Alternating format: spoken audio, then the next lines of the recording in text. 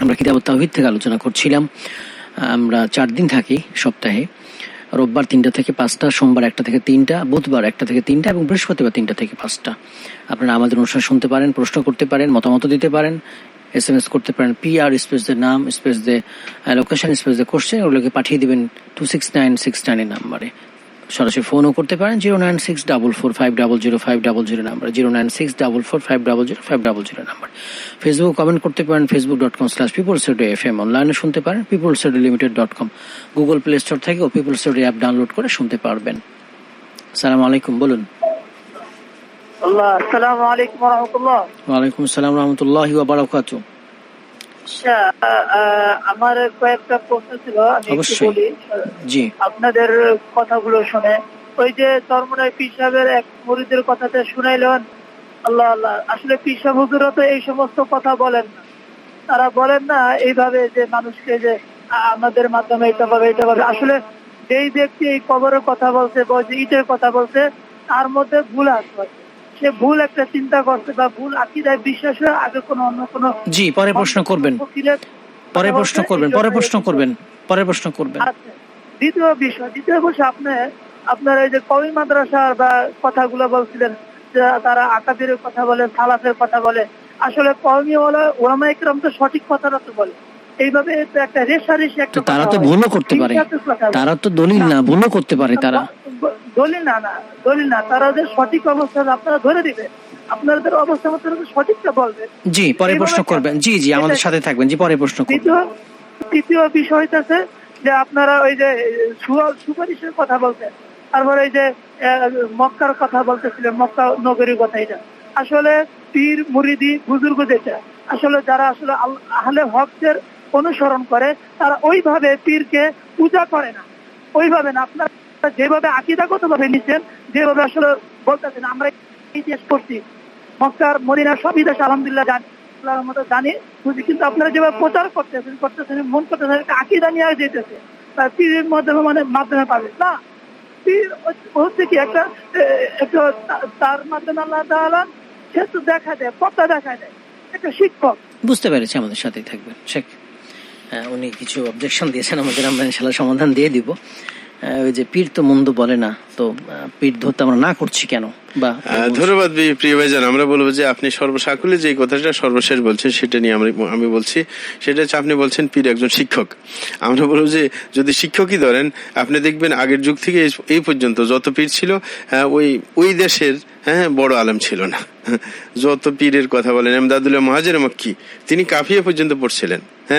এরকম অনেকে দেখা যায় যে শ্রেষ্ঠ, ওই যুগের শ্রেষ্ঠ আলেম ছিলেন না। বর্তমানে আপনি ধরেন পীর সাহেব চরমনাই, তিনি কি সর্বশ্রেষ্ঠ আলেম বাংলাদেশের? কওমি অঙ্গনে তো এখন আব্দুল মালিক সাহেবকে বড় আলেম মনে করা হয়।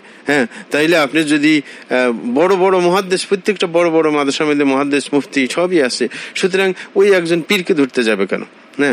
এখন ওই সমস্ত গুলো আমাদের বলার কোনো দরকার নেই, কারণ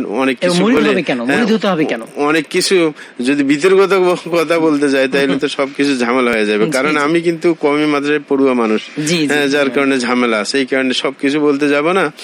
এতটুকুই বললাম যে যদি আপনার ব্যক্তি হিসেবে, আলেম হিসেবে যদি আপনি ধরতে চান, তাহলে যোগ্য আলেম যারা আছে সমাজের মধ্যে তাদের শরণাপন্ন হন, সেটাই হওয়া উচিত। কেন একজনকে যিনি দেখা যায় যে অত যোগ্য না, অথবা অনেক সময় দেখা যায় যে হাদিস পড়তে গেলে ভুল বলে ফেলেন, তার পিছনে থাকে। জি, কিন্তু এই যে দুর্ভাগ্যবশত এই সমস্যাগুলো হয়। যেমন এখন আবরার গিয়ে যায় পিছনের পিছনে ঘুরতেছে। যাই হোক, ওটা রাজনৈতিক ব্যাপার, সে মুরিদ হয়েছে কিনা সেগুলা আমাদের জানার বিষয় না। যেটা আমরা বলবো যে সত্যিকার অর্থে যদি কোনো গাইডলাইন দরকার হয় একজন আলেমের, আমলদারি আলেমের, তখন আমলদারি আলেম এরা ছাড়াও আছে, এই পীর বুজুর্গ ছাড়াও আছে। এই কারণে তাদের শরণাপন্ন হওয়া উচিত। জি, জাযাকুমুল্লাহ খাইর। আরেকটা প্রশ্ন করেছেন আকাবিরের ব্যাপারে। যে আকাবিরের ব্যাপারে, আকাবির যে সবাই যে খারাপ তা না। আকাবির মানে বড়।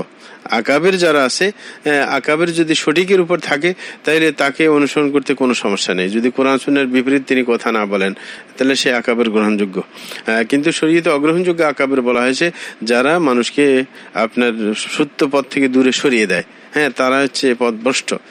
এই কারণে ওই যে কিয়ামত দিন বলবে ইন্না আতা'না সাদাতানা ওয়া কুবারা'না, ওই কুবারা এটা হচ্ছে আকাবির।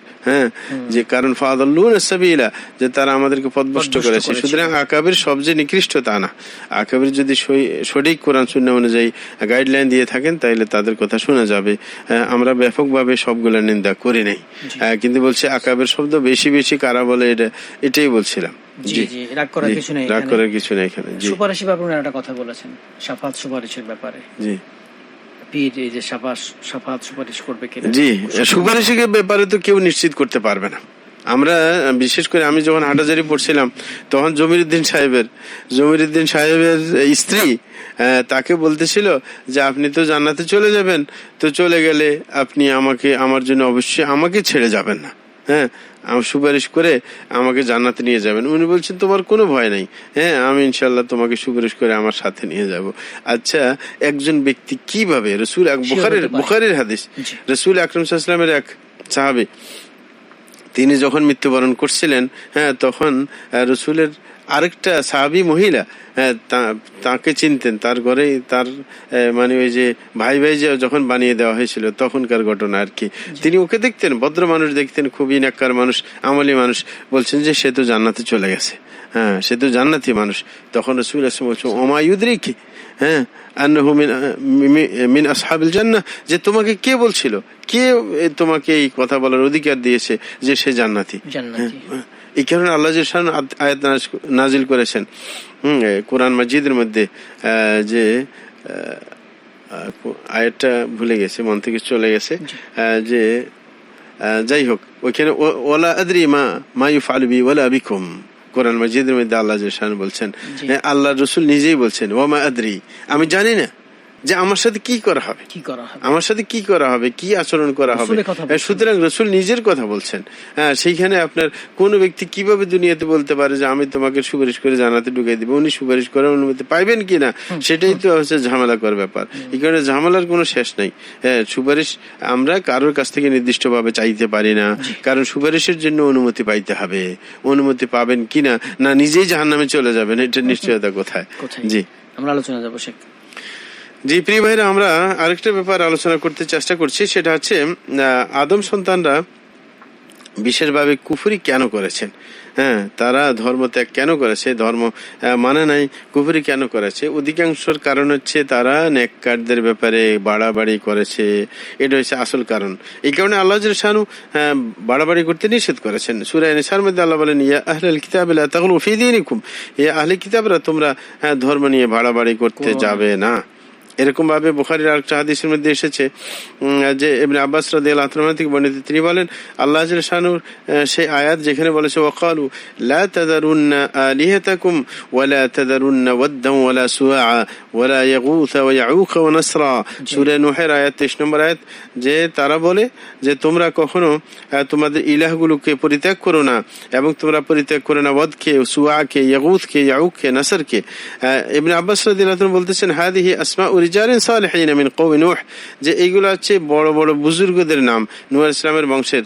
বলে যে ফালাম্মা হালাকু আওহা শাইতানু ইলা কওমিহিম, তারা যখন মরে গেছে তখন শয়তান তাদের আপনার বংশের লোকদেরকে বলেছেন যে আনিনসিবু ইলা মাজালিসিহিম আল্লাতী কানু ইয়াজলিসুনা ফিহা আনসাবান ওয়া সাম্মুহা বিআসমাইহিম, যে তোমরা তাদের যে বৈঠকখানা ছিল সেখানের মধ্যে তোমরা এরকম ভাস্কর্য তৈরি করো, সেইখানে প্রতিষ্ঠিত করো এবং সেই তাদের নামে প্রতিষ্ঠিত করো। তখন তারা করেছে যে তাদের নামে ভাস্কর্য তৈরি করেছে। বলে ফালাম তু'বাদ, প্রথম পর্যায়ে তাদের ইবাদত চলে নাই, কারণ একসাথে শয়তান এত পাগল না যে ইবাদত করতে বলবে। এই কারণে ইবাদত প্রথম চলা হয়নি, শুধু বলছে যে তোমরা তাদেরকে দেখলে আল্লাহর কথা স্মরণ পড়বে।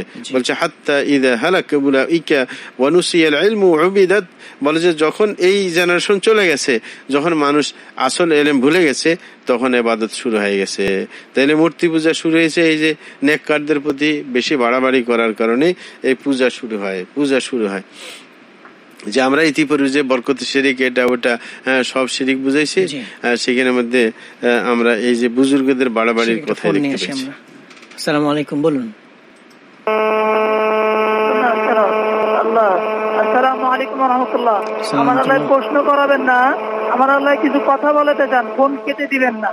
এই যে তারা ছাড়া যে আপনারা বললেন যে ভালো মানুষ আছে, আচ্ছা এতগুলো আপনারা দেখতেছি রেশারেশি সরাচ্ছে, তাহলে এই যে বাংলাদেশের মধ্যে জমিনের মধ্যে এত অন্যায় অত্যাচার চলে গেল, তাহলে আপনাদের মাধ্যমের মধ্যে থেকে মুসলিমের পাশে থাকিয়া আলেমদের মধ্যে এত আমাদের কোটি কোটি মুসলমান এই জমিনটার মধ্যে আছে, লক্ষ লক্ষ আলেম থাকা সত্ত্বেও আল্লাহর জমিনটার মধ্যে এখনো কুফুরি মন্ত্র কেন, যন্ত্র মন্ত্র কেন? এইটার পক্ষে একটা ইসলামী দল কেন থাকে না, কেন দাঁড়ায় না? আমার রসুল কি রাষ্ট্রপ্রধান ছিলেন না? সাহাবা আজমান কি শুধু হাদিসই করাইছেন, শুধু মসজিদে বসে তসবিহ দিচ্ছেন? তারা সব লাইনে মেহনত করছেন, কষ্ট। তাহলে এই লাইনে আসলে এখনো পর্যন্ত ওলামায়ে কেরামের কেন একটা সংগঠন? জি শেখ। জি ধন্যবাদ প্রিয় ভাইজান, আমরা বুঝতে পেরেছি আপনার কথা, আপনার এই দুঃখের কথা আমাদের মধ্যেও আছে। হ্যাঁ, আমরা আসলে শুরু থেকে ভুল করেছি, কারণ আমরা পিছনে পড়ার অনেক কারণ আছে। যেমন যখন ইংরেজরা এসেছিল তখন ইংরেজি ভাষার বিরুদ্ধে আমাদের ফতুয়া ছিল, আমাদের আকাবেরদের ফতুয়া ছিল যে ইংরেজি পড়া যাবে না। এমনকি আনোয়ার শাহ কাশ্মীর রাহিমাহুল্লাহ তার জীবনের মধ্যে আছে, তিনি এক আত্মীয়ের বাড়িতে গেলেন, আত্মীয়ের ছেলে ABCD পড়তেছিল, এগুলো একবার শোনার কারণে ওনার মাথায় থেকে গেছে, তিনি মৃত্যু পর্যন্ত আফসোস করে মরে গেছে যে এটা ভুলতে পারলেন না, যে ইংরেজির প্রতি এত বিদ্বেষ থাকার কারণে আমরা পিছিয়ে পড়েছি। যে আমরা এতদিন হাফিজুর রাহিমাহুল্লাহ তিনি শুরু যুগের মধ্যে রাজনীতি করে হারাম করে গেছেন, কিছুদিন পরে উনি আবার চালু করেছেন, তো আমরা এরকম পিছনে পড়তে পড়তে এখন পর্যন্ত পিছনে পড়ে আছি আমরা। এটা হচ্ছে আমাদের দোষ। আমরা আমাদের আকাঙ্ক্ষা যে সমস্ত ওলামায়ে কেরাম একমত হয়ে সত্যের আপনার ঝান্ডা উড়াবে এবং মানুষ সত্য মিথ্যা দুইটা আপনার ভাগ করে ফেলবে দেশকে। আগে যেরকম যে কি বলে যে মুক্তিযুদ্ধের কারণে দুই ভাগ করা হয়েছে না, আল্লাহর কথা হয়েছে আসহাবুল ইয়ামিন আসহাবুশ শিমাল, যে আলেমরা এক সাইডে চলে আসবে আর বাকিরা অন্য সাইডে থাকবে, যেন মানুষ বুঝতে পারে এরা হচ্ছে সত্যপন্থী, এরা হচ্ছে মিথ্যাবাদী, যেন ধরতে পারে সবাই আসহাবুল ইয়ামিন আসহাবুশ শিমাল, ডানপন্থী বামপন্থী। এটাই আমরা বলে আজকে শেষ করছি। আমাদের অনুষ্ঠান সময় শেষ। অনেক ধন্যবাদ আপনাকে মূল্যবান সময় দেওয়ার জন্য। ইনশাআল্লাহ আমরা সামনে এখান থেকে আলোচনা করব, আর কোনো প্রশ্ন থাকলে সামনে পরে ইনশাআল্লাহ জবাব দিব। জাযাকাল্লাহ খাইর। বন্ধুরা, আজকে অনুষ্ঠান শেষ করছি। আমরা 4 দিন থাকবো, রোববার 3টা থেকে 5টা, সোমবার 1টা থেকে 3টা, বুধবার 1টা থেকে 3টা এবং বৃহস্পতিবার 3টা থেকে 5টা। আল্লাহ তাআলা আমাদের সবাইকে তাওহীদপন্থী হওয়ার তৌফিক দান করুন, শিরক থেকে বাঁচিয়ে রাখুন। আমিন। আসসালামু আলাইকুম ওয়া রাহমাতুল্লাহি ওয়া বারাকাতুহু।